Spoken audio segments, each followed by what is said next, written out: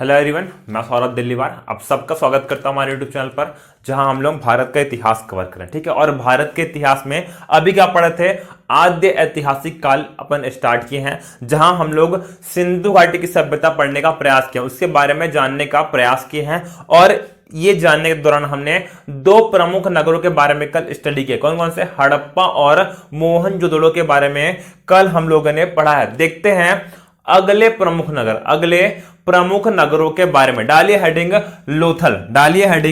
लोथल। ठीक है, मैं कल भी बताया हूं और आज ही बता रहा हूं, जब भी 2 मार्क्स में या 4 मार्क्स में क्वेश्चन पूछता है तो आंसर लिखने का पैटर्न सेम रहेगा। ठीक है, पहले पॉइंट में लिखेंगे क्या कि जो स्थल लोथल है, चरहुदड़ो है, मोहनजोदड़ो है या हड़प्पा है, जो भी स्थल है वो वर्तमान समय में कहां पर स्थित है, कौन से देश में, कौन से राज्य में स्थित है, कौन से जिले में स्थित है। साथ ही साथ लिखना है क्या कि वह कौन सी नदी के तट पर बसा हुआ है। ठीक है, और सेकंड लाइन में लिखना है क्या कि इस स्थल के उत्खननकर्ता कौन थे, कब इसकी खोज, स्थल के उत्खननकर्ता कौन है, ये भी आपको लिखना है। ये जो 2 पॉइंट है सब में कॉमा रहेगा, सब में यही पैटर्न आपको फॉलो करना है। उसके बाद जो भी साक्ष्य मिले हैं वो आपको लिखते जाना है उसके बाद से। ठीक है, सब में यही पैटर्न रहेगा, यही आंसर आपको लिख के आना है। ठीक है, देखते हैं अपन लोथल के बारे में। लोथल कहां है? लोथल गुजरात के अहमदाबाद में। लोथल कहां है? गुजरात के अहमदाबाद में भोगवा नदी के तट पर। कौन सी नदी? भोगवा नदी के तट पर बसा हुआ है क्या लोथल। कहां? ये गुजरात में अहमदाबाद में भोगवा नदी के तट पर क्या बसा हुआ है? लोथल बसा हुआ है। लोथल स्थल था, ठीक है, जो कि सिंधु घाटी सभ्यता से ताल्लुक रखता है। खोजकर्ता कौन है? S.R. राव जी। कौन है? S.R. राव जी लोथल के खोजकर्ता है। नाम क्या है? S.R. राव जी। ठीक है, अब देखते हैं लोथल के बारे में। लोथल को क्या बोला गया है? लघु हड़प्पा एवं लघु मोहनजोदड़ो की संज्ञा दी गई है। लोथल को लघु हड़प्पा या फिर लघु मोहनजोदड़ो की संज्ञा दी गई है। ठीक है, हम लोगों ने पढ़ा क्या नगर नियोजन के बारे में कि नगर किस तरीके से बसाया गया था। ध्यान देना, हर स्थल चाहे वो हड़प्पा या मोहनजोदड़ो हो, 2 पार्ट में बटा हुआ था। एक पूर्वी भाग है, एक पश्चिमी भाग है। जो पश्चिमी भाग है वह क्या था? एक दुर्ग के रूप में था जहां पर शासक वर्ग निवास करता था, जबकि जो पूर्वी भाग है क्या है? एक आवासीय स्थल है जहां पर सामान्य जनता निवास करती थी। एक पूर्वी भाग है, एक पश्चिमी भाग है। ध्यान देना, जो लोथल है यहां पर पूर्वी और पश्चिमी भाग, ठीक है, इनकी अलग अलग रक्षा दीवार नहीं है, बल्कि पूरा नगर एक कॉमन रक्षा दीवार के द्वारा घिरा हुआ है। जो लोथल स्थल है उसके पूर्वी हिस्से और पश्चिमी हिस्से, ठीक है, एक ही रक्षा दीवार के द्वारा संरक्षित किए गए हैं। कहां पर? लोथल में। सबसे महत्वपूर्ण पॉइंट, अगला जो पॉइंट है वो सबसे महत्वपूर्ण है क्या कि लोथल जो है, लोथल कहां है? गुजरात में। कहां है? गुजरात में। मतलब क्या है? पास में समुद्र है। और यहां पर डॉकयार्ड या बंदरगाह के साक्ष्य मिले हैं। ठीक है, इसी को हम लोग क्या बोले हैं? गोदीबाड़ा भी बोले। क्या बोले हैं? गोदीबाड़ा भी बोले हैं। गोदीबाड़ा या बोले डॉकयार्ड या फिर बोल सकते हैं बंदरगाह के साक्ष्य। क्वेश्चन आएगा प्री में, सिंधु घाटी सभ्यता में डॉकयार्ड या गोदीबाड़ा या बंदरगाह के साक्ष्य कहां मिले हैं? इस लोथल से मिले हैं। कहां से मिले हैं? लोथल से मिले हैं, जो कि गुजरात में स्थित है। कहां स्थित है? गुजरात में स्थित है, जहां से डॉकयार्ड के या गोदीबाड़ा के साक्ष्य मिले हैं। ये क्वेश्चन बहुत बार पूछ चुका है। ठीक है, अगला पॉइंट वो भी बहुत ही महत्वपूर्ण है। लोथल से क्या मिली है? एक घोड़े की संदिग्ध मूर्ति मिली है। क्या मिली है? घोड़े की संदिग्ध मूर्ति। अब संदिग्ध बोलने का मतलब क्या है? ये क्लियर नहीं हो पा रहा है, ये एकदम एग्जैक्ट क्लियर नहीं हो पा रहा है कि यह घोड़े की मूर्ति है, किसी और चीज की मूर्ति है। लेकिन जो इतिहासकार है वो इन सबको, वो उस चित्र को, मूर्ति को घोड़े से कहीं ना कहीं रिलेट कर पा रहे। इसी क्या बोला गया है? घोड़े की संदिग्ध मूर्ति मिली है। क्या मिली है? घोड़े की संदिग्ध मूर्ति। और इस मूर्ति को क्या बोला गया है? टेराकोटा बोला है। क्या बोला गया है? टेराकोटा कहा गया है। ये क्वेश्चन बहुत बार पूछ चुका है कि टेराकोटा से क्या समझते हो, या फिर टेराकोटा कहां से मिला है, घोड़े की संदिग्ध मूर्ति कहां से मिली है। ये क्वेश्चन कई बार पूछा है। कहां से मिली है? लोथल से मिली है। कहां से मिली है? लोथल से घोड़े की संदिग्ध मूर्ति मिली है, जिसे क्या बोला गया है? टेराकोटा। क्या बोला गया है? टेराकोटा कहा गया है। ठीक है। अगला पॉइंट क्या है, लोथल में युगल सावधान के प्रमाण मिले हैं, युगल सावधान के प्रमाण मिले हैं, मतलब क्या है, जो नर है और नारी है उनको साथ में दफनाया गया, उन्हें साथ में दफनाया गया है। कई ऐसे युगल सावधान कहां पर मिले हैं, इस लोथल में मिले, कहां मिले हैं, लोथल में युगल सावधान के प्रमाण मिले हैं। ठीक है, अभी क्या और था, ध्यान देना, जो नगर है इस सभ्यता से संबंधित है वो वेल प्लान्ड है। ऐसा सभी नगरों में देखा गया है कि जो मकान के दरवाजे हैं, जो घरों के दरवाजे हैं, वो मुख्य सड़क पर नहीं खुलते हैं, लेकिन लोथल में जो घर हैं उनके दरवाजे कहां खुलते हैं, मुख्य सड़क पर खुलते हैं। ठीक है, बाकी सभी नगरों में जो घरों के दरवाजे हैं मुख्य सड़क पर नहीं खुलते हैं, लेकिन लोथल में जो मकान के दरवाजे हैं वह मुख्य सड़क पर खुलते हैं। क्लियर है, ये खत्म होता है क्या, लोथल के बारे में अब खत्म होता है। देखते हैं अगले प्रमुख नगर चन्हूदड़ो के बारे में। डालिए हेडिंग चन्हूदड़ो। कल जब अपन मोहनजोदड़ो पढ़ रहे थे तब वहां पर एक ट्रिक बताया हूं मैं, क्या बताया हूं कि जहां पर भी दड़ो आ रहा है मतलब क्या, सिंधु नदी, दड़ो मतलब क्या है, सिंधु नदी। जो पैटर्न चल रहा है वैसे ही लिखेंगे। ठीक है, चन्हूदड़ो कहां है, वर्तमान में पाकिस्तान के सिंध प्रांत में, कहां है, पाकिस्तान के सिंध प्रांत में सिंधु नदी के तट पर यह बसा हुआ है। पाकिस्तान के सिंध प्रांत में सिंधु नदी के तट पर बसा हुआ है क्या, चन्हूदड़ो। कहां, ये वर्तमान पाकिस्तान में है, सिंध प्रांत में, पाकिस्तान के सिंध प्रांत में सिंधु नदी के तट पर क्या बसा हुआ है, चन्हूदड़ो बसा हुआ है। इसे खोज करता कौन है, एन गोपाल मजूमदार जी। कौन है, एन गोपाल मजूमदार जी चन्हूदड़ो के खोज करते हैं। कौन है, एन गोपाल मजूमदार जी चन्हूदड़ो के खोज करते हैं। अब चन्हूदड़ो के बारे में फेमस क्या है, ध्यान देना, जो पूरी बस्ती है, जो पूरा नगर है, वह पूरी तरीके से शिल्प उत्पादन में संलग्न है। जो चन्हूदड़ो है इनकी पूरी बस्ती जो है शिल्प उत्पादन में संलग्न है, मतलब जितने शिल्पकार है, पूरे अधिकांश लोग क्या है, शिल्पकार है, कुछ ना कुछ व्यवसाय करते हैं शिल्प से संबंधित। ठीक है, ये पॉइंट आपको याद रखना है। जो पूरी बस्ती है यह शिल्प उत्पादन में संलग्न थी। जो चन्हूदड़ो की पूरी बस्ती है वह शिल्प उत्पादन में संलग्न थी।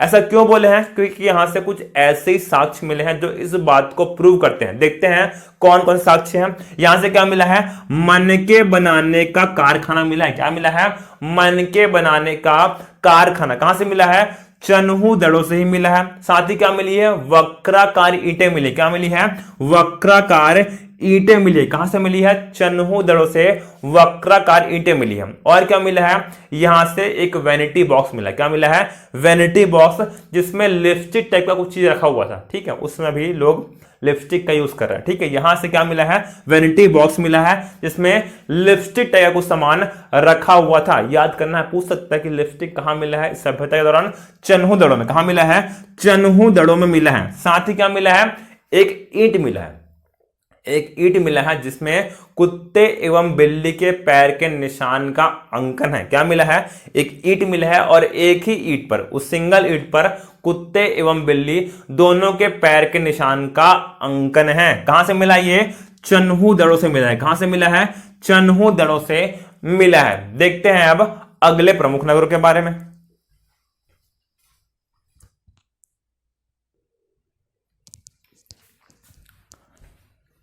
देखते हैं अगले प्रमुख नगर कालीबंगा के बारे में। डालिए हेडिंग कालीबंगा। सिंधुआड़ी सभ्यता का अगला प्रमुख नगर कौन सा है, कालीबंगा। पैटर्न सेम है। क्या लिखेंगे पहले कि ये कालीबंगा जो है कहां पर स्थित है और इसके खोज करते या उत्खनन करता कौन है। यही पॉइंट, यही पैटर्न आपको सब में फॉलो करना है। देखते हैं हम कालीबंगा कहां है, वर्तमान में राजस्थान के गंगानगर जिले में। कहां है, राजस्थान के गंगानगर जिले में स्थित है। कहां है, राजस्थान के गंगानगर जिले में, जो कि घग्गर नदी तट पर, कौन सी नदी, घग्गर नदी के तट पर यह कालीबंगा बसा हुआ है। ठीक है, राजस्थान के गंगानगर जिले में घग्गर नदी के तट पर क्या बसा हुआ है, कालीबंगा बसा हुआ है। खोजकर्ता कौन है इसके, अमलानंद घोष जी एवं बी के थापड़ जी। कौन है इसे खोजकर्ता, अमलानंद घोष जी एवं बी के थापड़ जी ने क्या किया है, कालीबंगा की खोज की है। आपको याद रखना कौन है, अमरेंद्र घोष जी एवं बी के थापर जी। अब देखते हैं कालीबंगा, ये क्वेश्चन पीएससी का फेवरेट है, बार बार पूछा है। कालीबंगा, कालीबंगा के बारे में लिखिए तो आपको ये पॉइंट बिल्कुल लिखना है उसमें कि कालीबंगा का शाब्दिक अर्थ क्या है, काले रंग की चूड़ियां है। मतलब क्या है इसका शाब्दिक अर्थ क्या है, काले रंग की चूड़ियां। ठीक है, कालीबंगा का शाब्दिक अर्थ क्या है, काले रंग की चूड़ियां।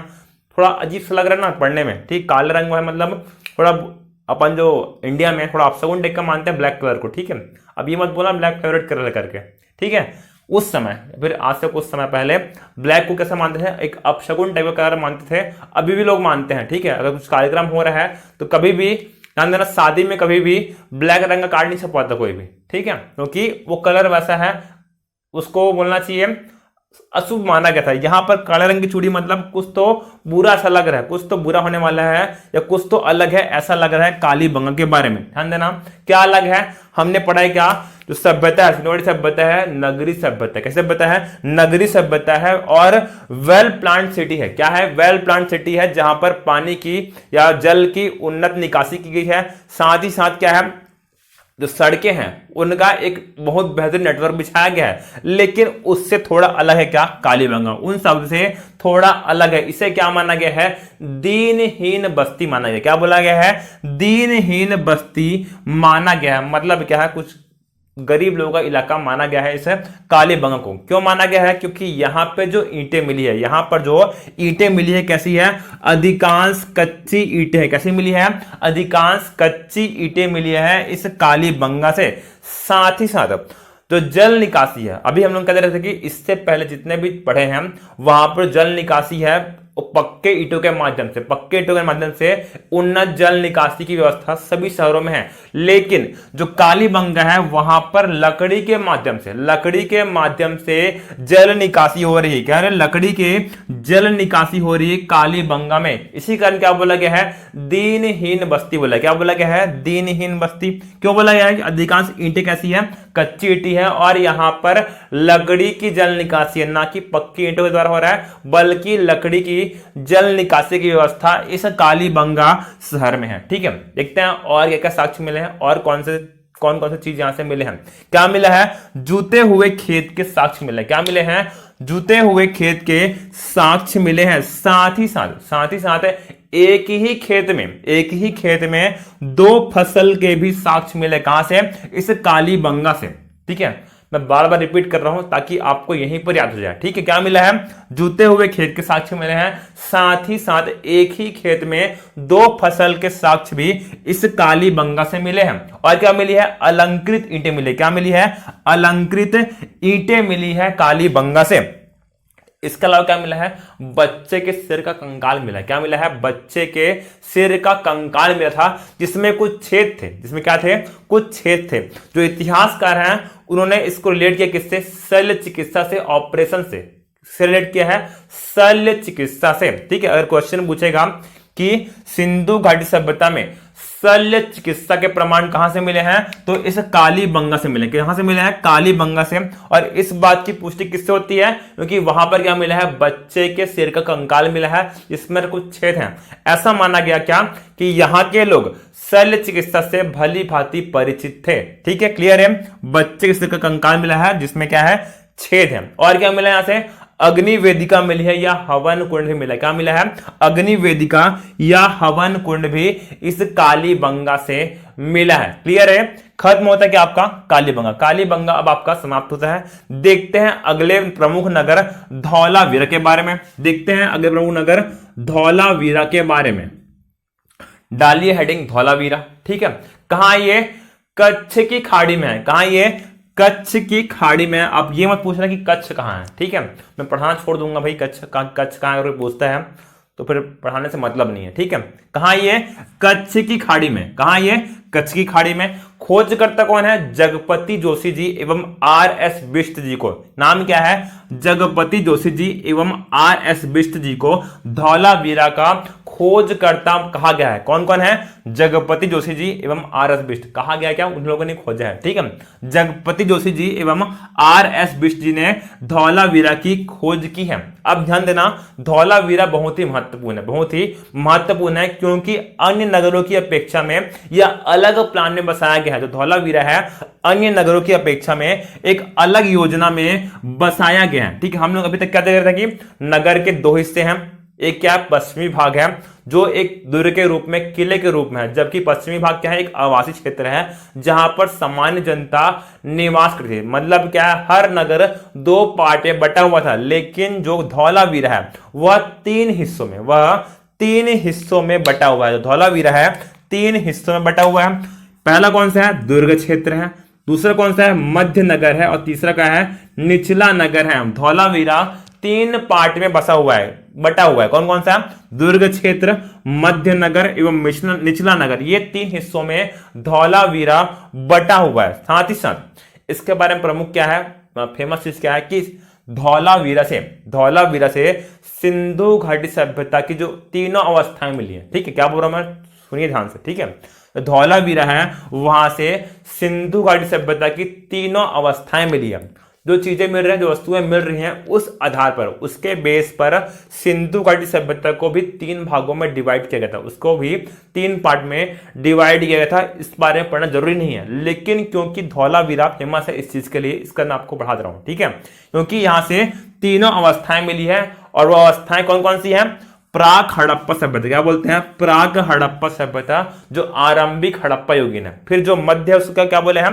परिपक्व हड़प्पा सभ्यता, क्या बोले हैं? परिपक्व हड़प्पा सभ्यता। और जो बाद में अंतिम समय उसको क्या बोले हैं? उत्तर हड़प्पा सभ्यता, या फिर बोले हैं उप सिंधु सभ्यता। क्या बोले हैं? उत्तर हड़प्पा सभ्यता या फिर उप सिंधु सभ्यता बोले हैं। और ये तीनों ही अवस्थाएं इस धौलावीरा से प्राप्त होती है। ये तीनों अवस्थाएं इस धौलावीरा से प्राप्त होती हैं। क्लियर है? देखते हैं अगला पॉइंट क्या है। यहां से अभिलेख भी मिला है। क्या मिला है? अभिलेख मिला है। ध्यान देना, सबसे पहली क्लास में जब मैं पढ़ाया हूं तब हमने तीन हिस्से किए थे, इतिहास के तीन हिस्से किए थे, प्राग ऐतिहासिक काल, आद्य ऐतिहासिक काल और ऐतिहासिक काल। तब वहां पर बताया था क्या कि अभिलेख मिले हैं कि नहीं, इस आधार पर भी वर्गीकरण हुआ है। मानव जी कैसे जीवन व्यतीत कर रहा है और उस काल को जानने के लिए अभिलेख मिलते हैं कि नहीं, इस आधार पर ही इतिहास को डिवाइड किया गया था। ठीक है, प्राग ऐतिहासिक काल में कोई भी लिपि या अभिलेख मौजूद नहीं थे। प्राग ऐतिहासिक काल में कोई भी लिपि या अभिलेख मौजूद नहीं थे, जबकि आद्य ऐतिहासिक काल में सिंधु घाटी सभ्यता के दौरान क्या मिल गई है? लिपि मिल गई है, लिपि मौजूद है। और उस लिपि के अवशेष कहां से मिले हैं? इस धौलावीरा से मिले हैं। कहां से मिले हैं? धौलावीरा से मिले हैं। लेकिन ध्यान देना, इस अभिलेख को आज तक पढ़ा नहीं जा सका है। ठीक है, सिंधु घाटी सभ्यता में अभिलेख मिले हैं, उसको आज तक हम पढ़ नहीं पाए हैं। ठीक है, क्योंकि क्या नहीं मिली है? उसकी डिक्शनरी हमको नहीं मिली, आज तक डिक्शनरी नहीं मिली कि किस चीज का अक्षर का मतलब क्या है, ये अभी तक प्राप्त नहीं हुआ है। इसी कारण इन अभिलेखों को आज तक पढ़ा नहीं जा सका है। ठीक है, अब जो धौलावीरा के लोग हैं, ऐसा माना गया क्या, जो धौलावीरा के लोग हैं उनको नॉलेज है उन्नत जल प्रबंधन का अच्छा नॉलेज है धौलावीरा के निवासियों को। ऐसा क्यों बोल रहे हैं? क्योंकि यहाँ के साक्ष्य ऐसे हैं। साक्ष्य क्या मिले हैं? यहां पर 16 बड़े तालाब एवं 2 नहरें मिली। क्या मिली है?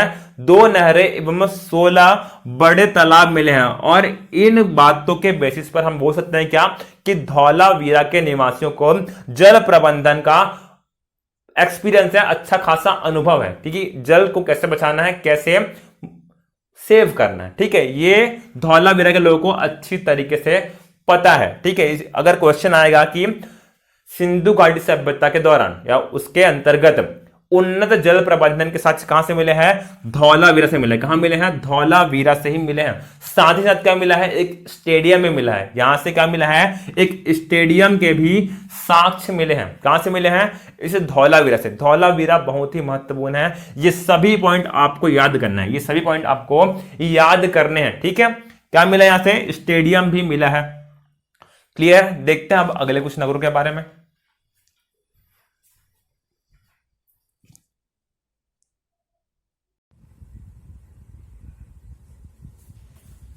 देखते हैं अब सिंधु घाटी सभ्यता के अगले प्रमुख नगर बनावली के बारे में। इसके बारे में बनावली के बारे में देखते हैं। ठीक है, यह सिंधु घाटी सभ्यता का अगला प्रमुख नगर है। पैटर्न सेम है, कहां पर स्थित है और इसके खोजकर्ता कौन है, वहीं से आंसर लिखना है। कहां स्थित है? वर्तमान हरियाणा के हिसार जिले में बनावली अवस्थित है। वर्तमान हरियाणा के हिसार जिले में कौन सी नदी? घग्गर नदी। घग्गर नदी के तट पर बनावली स्थित है। हरियाणा के हिसार जिले में घग्गर नदी के तट पर बनावली स्थित है।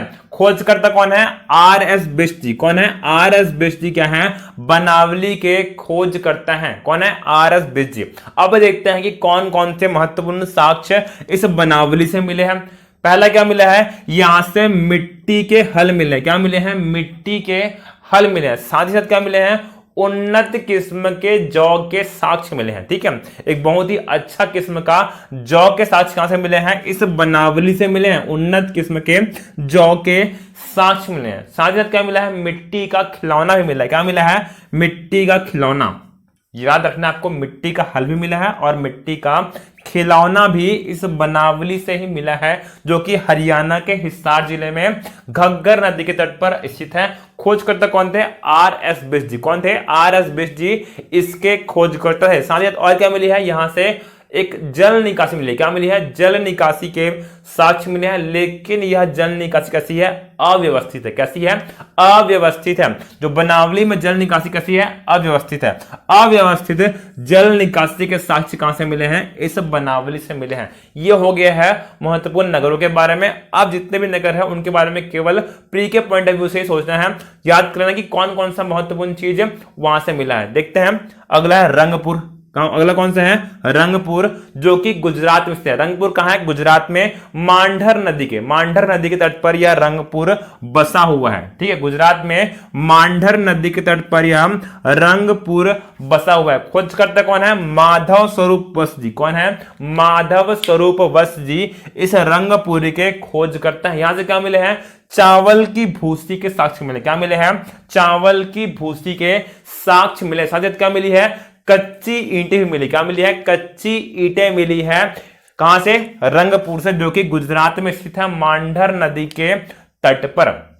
ठीक है, अब इन नगरों के बारे में कुछ और प्री के पॉइंट ऑफ व्यू से कुछ महत्वपूर्ण फैक्ट हैं, और उन फैक्ट्स को यहां पर मैं 4 नोट में लिख पाया हूं। ठीक है, जो महत्वपूर्ण फैक्ट है और प्री में क्वेश्चन पूछ चुका है। ठीक है, क्षेत्रफल के आधार पर कौन कौन से नगर हैं जो सबसे बड़े हैं? ध्यान देना, सबसे बड़ा नगर कौन सा है? गनेरी वाला। छोटा कौन सा है? गनेरी वाला। फिर कौन सा है? मोहन जोदड़ो है। कौन सा है? मोहन जोदड़ो। फिर कौन सा है? राखीगढ़ी है। और उसके बाद कौन सा है? धौलावीरा। सबसे बड़ा कौन सा है? गनेरी वाला। छोटा कौन सा है? गनेरी वाला। एक बार क्वेश्चन पूछा गया है कि क्षेत्रफल के आधार पर सिंधु घाटी सभ्यता से संबंधित भारत में स्थित सबसे बड़ा नगर कौन सा है? ध्यान देना, राखीगढ़ी। राखीगढ़ी क्या है? भारत में अवस्थित इस सभ्यता से संबंधित सबसे बड़ा नगर है। मतलब क्या है? गनेरी वाला और मोहनजोदड़ो दोनों कहां हैं? पाकिस्तान में। कहां है? पाकिस्तान में है। भारत का सबसे बड़ा नगर कौन सा है? ये राखीगढ़ी है। कौन सा है? राखीगढ़ी है। ठीक है, जब भारत में सिंधु घाटी सभ्यता है उस समय विश्व के कुछ और क्षेत्रों में भी सभ्यताएं विकसित हो चुकी हैं। ठीक है, विश्व के कुछ और क्षेत्रों में भी सभ्यताएं विकसित हो चुकी हैं। 2 सभ्यताएं हैं जो सिंधु घाटी सभ्यता की समकालीन मानी गई है। इसके समकालीन मानी गई है। कहां कहां पर है? मिस्र में। कहां है? मिस्र में। और ये मेसोपोटामिया सभ्यता को क्या माना गया है? सिंधु घाटी सभ्यता के समकालीन माना गया है। मिस्र कहां है? अफ्रीका महाद्वीप में है। जबकि मेसोपोटामिया सभ्यता मतलब क्या है? इराक में। कहां? ये इराक क्षेत्र में क्या है? मेसोपोटामिया सभ्यता इसके समकालीन थी। ठीक है, अब एक और बहुत ही महत्वपूर्ण क्वेश्चन पूछा गया, क्या कि सिंधु घाटी सभ्यता संबंधित अफगानिस्तान का व्यापारिक उपनिवेश इनमें से कौन सा है? सोर्तुघोई। क्या नाम है? सोर्तुघोई जो नगर है वो क्या है? अफगानिस्तान का व्यापारिक उपनिवेश था, जो कि सिंधु घाटी सभ्यता से संबंधित है। नाम याद रखना आपको, क्या? सोर्तुघोई। नाम है क्या है? सोर्तुघोई, जो कि अफगानिस्तान में अवस्थित है। और ये क्या है? एक व्यापारिक उपनिवेश था। इस सभ्यता से यह नगर संबंधित है। ठीक है, और अगला सबसे महत्वपूर्ण क्वेश्चन क्या है? सुरकोटदा। ये एक जगह का नाम है। सुरकोटदा क्या है? एक जगह का नाम है, ध्यान देना। यहां से क्या मिली है? घोड़े की अस्थियां मिली है। क्या मिली है? घोड़े की अस्थियां मिली है। कुछ देर पहले हमने पढ़ा है क्या? घोड़े की एक संदिग्ध मूर्ति मिली थी जिसे क्या बोला गया है? टेराकोटा। क्या बोला गया था? टेराकोटा बोला गया था, कुछ देर पहले पढ़ चुके हैं। जबकि सुरकोटदा क्या है? एक जगह का नाम है। क्या है? एक जगह का नाम है जहां से घोड़े की अस्थियां मिली है। घोड़े की अस्थियां मिली है मतलब क्या है? दोनों घोड़े से संबंधित है। लेकिन वहां पर टेराकोटा क्या है? एक संदिग्ध मूर्ति को बोला गया है, जबकि सुरकोटदा क्या है? एक जगह का नाम है जहां से घोड़े की अस्थियां मिली है। ठीक है, हो गया प्रमुख नगरों के बारे में। अब देखते हैं अपन सामाजिक आर्थिक जीवन। इस सभ्यता के दौरान जो लोग हैं उनका सामाजिक आर्थिक जीवन कैसा है उसके बारे में आप देखते हैं।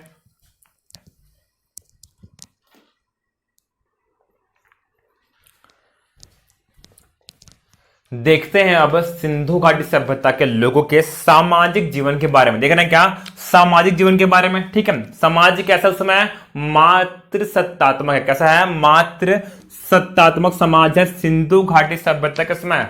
ठीक है, ये क्वेश्चन पूछ चुका है, कई बार पूछ चुका है। समाज कैसा है? मात्र सत्तात्मक है। सिंधु घाटी सभ्यता का समाज कैसा है? मात्र सत्तात्मक है। सभ्यता कैसी है? नगरीय सभ्यता। सभ्यता कैसी है?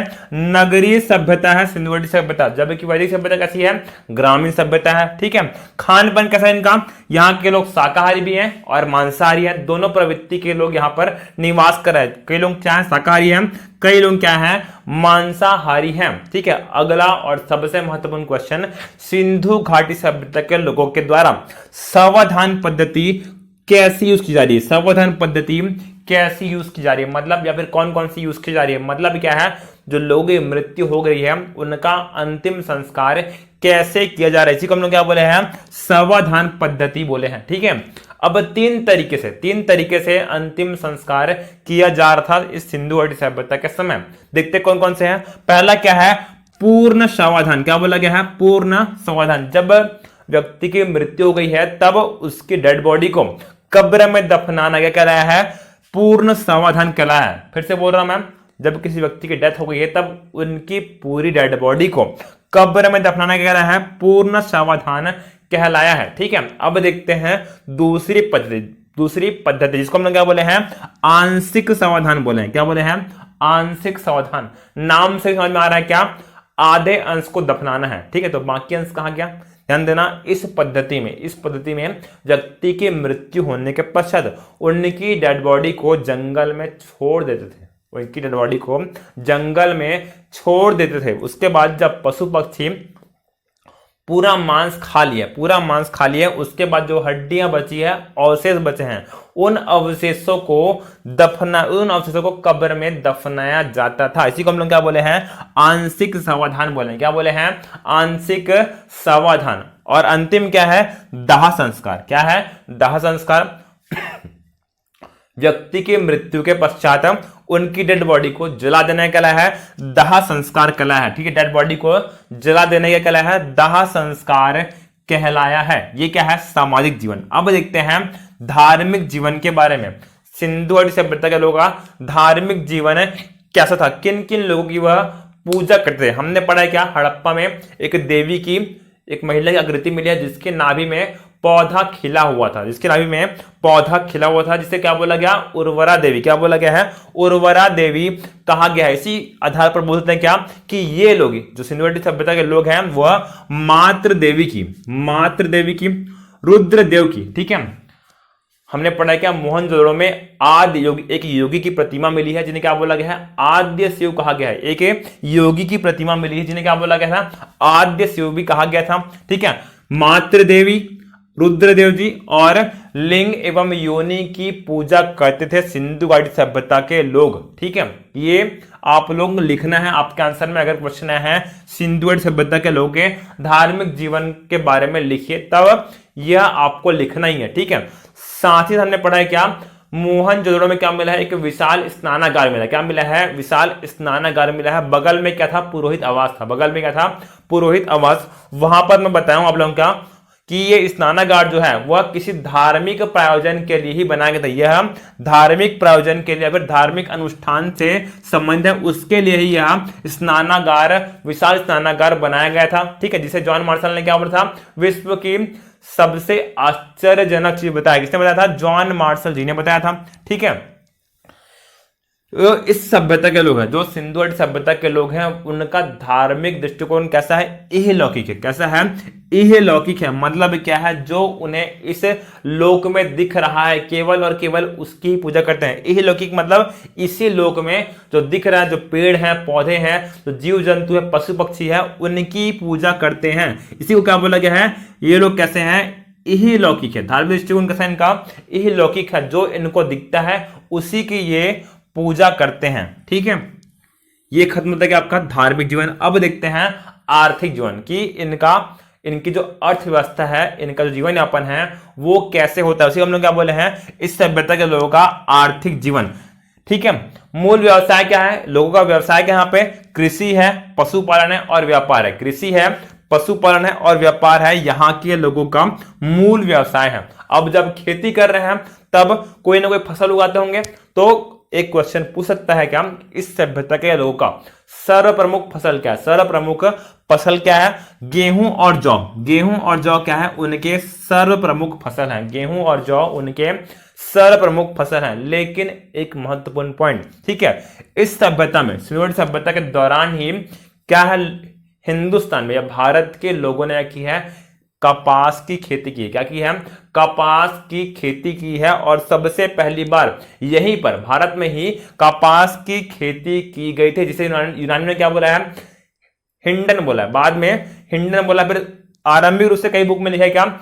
सिंडन बोला। क्या बोला है? सिंडन या फिर सीडोन कहा यूनानियों ने, जो बाद में क्या बन गया?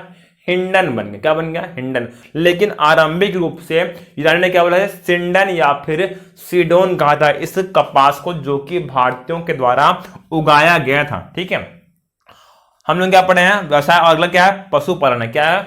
पशुपालन है। एक क्वेश्चन पूछा गया यूपीएससी में कि सिंधु घाटी सभ्यता के लोग, ठीक है, इनमें से किस पशु से परिचित नहीं थे? ठीक है, इसी कारण यहां पर ये पॉइंट ऐड कर दिया कि मैं जब पशुपालन कर रहे हैं तब भेड़, बकरी, गाय और बैल, ठीक है, इन सब का पालन कर रहे हैं। भेड़, बकरी, गाय और बैल। लेकिन इस सभ्यता में, ठीक है, कहीं पर भी सिंह का साक्ष्य नहीं मिला है। कहीं पर भी सिंह का साक्ष्य नहीं मिला है। इसी कारण बोला गया है क्या, कि इस सभ्यता के लोग सिंह से परिचित नहीं थे। सिंह से परिचित नहीं थे सिंधु घाटी सभ्यता के लोग। ठीक है, अगला लेते हैं व्यापार। ठीक है, अगला व्यवसाय क्या है? व्यापार। अब व्यापार जो है सिंधु घाटी सभ्यता के नगरों के मध्य और इस सभ्यता से बाहर के लोगों के मध्य भी ये लोग व्यापार कर रहे हैं। ठीक है, इसी को हम लोग क्या बोले हैं? आंतरिक एवं बाह्य व्यापार। ठीक है, आंतरिक मतलब क्या है? आपस में व्यवहार कर रहे हैं। बाह्य मतलब क्या है? दूसरी सभ्यता के लोगों के साथ ये व्यापारिक संबंध स्थापित कर रहे हैं। ठीक है, तो जो समकालीन सभ्यता कौन कौन सी? मिस्र है और मेसोपोटामिया है। साथ ही क्या है? मध्य एशिया में भी एक सभ्यता इस समय विकसित हो रही है, मध्य एशिया में भी। और इन सब सभ्यताओं से क्या करते हैं ये? इन्होंने व्यापारिक संबंध स्थापित किए थे। क्लियर है ये? अब जब देखते हैं इतनी बड़ी सभ्यता थी, अचानक से ही इतनी बड़ी सभ्यता का अंत हो गया। ठीक है, तो अंत कैसे हुआ? इस सभ्यता का अंत कैसे हुआ? इसके बारे में भी इतिहासकारों का अलग अलग मत है। इस सभ्यता का अंत कैसे हुआ, इसके बारे में इतिहासकारों का अलग अलग मत है। ठीक है, देखते हैं एक बार थोड़ा सा कि मत कौन कौन से हैं। देख लेते हैं कौन कौन से मत इस सभ्यता के अंत के पीछे दिए गए हैं। पहला क्या बोला गया है? बाह्य आक्रमण।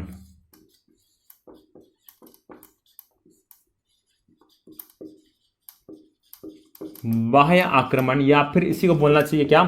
आर्यों का आक्रमण। आर्यों का आक्रमण। ठीक है, इतिहासकारों को एक बार क्या मानता है कि जो कुछ विदेशी लोग हैं जिनको क्या बोला गया है, आर्य या फिर श्रेष्ठ वर्ग का बोला गया है, वे आए और उन्होंने आक्रमण किया और आक्रमण करके यहाँ के जितने भी लोग हैं उन सबको मौत के घाट उतार दिया और इनके क्षेत्रों पर कब्जा कर लिया और इस तरीके से इस सभ्यता का अंत हुआ। यह एक मत दिया गया, क्या, बाह्य आक्रमण। इस बाह्य आक्रमण के द्वारा इस पूरी सभ्यता का अंत हो गया, ऐसा इतिहासकारों का एक मत कहता है। ठीक है, दूसरा मत क्या है, बाढ़। ठीक है, अगले जो विद्वान है क्या नाम है, जॉन मार्शल जी। नाम क्या है, जॉन मार्शल जी। इनका क्या मानना है कि जो सभ्यता है वो बाढ़ के कारण पूरी तरीके से तबाह हो गई है। ठीक है, और उनके मत के पीछे एक लॉजिक भी है। ठीक है, जब खुदाई की गई तब जो खुदाई है वह 7 लेयर्स में, कितने, 7 लेयर्स में हुई है। 7 लेयर के बाद ही मुख्य नगर उभर पाया है। इसी कारण क्या बोल रहा है ये कि यहां पर लगभग 7 बार भीषण बाढ़ आई है। ठीक है, छोटा मोटा बाढ़ नहीं, 7 बार एकदम भीषण बाढ़ आई है, जिससे पूरा का पूरा नगर तबाह हो गया। ठीक, किनके द्वारा बोला गया है, जॉन मार्शल के द्वारा बोला गया क्या, कि यहां लगभग 7 बार बाढ़ आई है, भीषण बाढ़ आई है, जिससे पूरी सभ्यता का अंत हो गया है। ठीक है, अगला मत क्या दिया गया है, जलवायु परिवर्तन।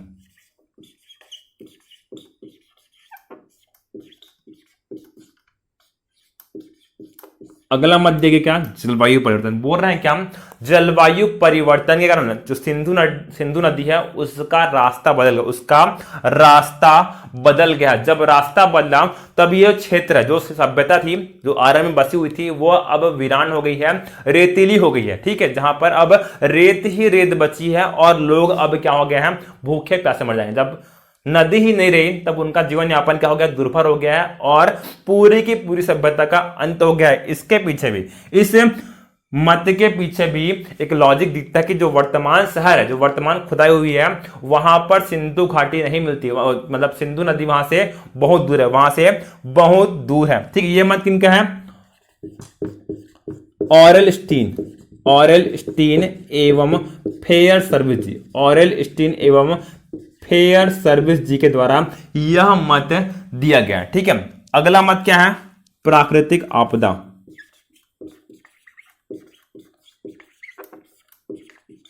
प्राकृतिक आपदा बोलना चाहिए महामारी।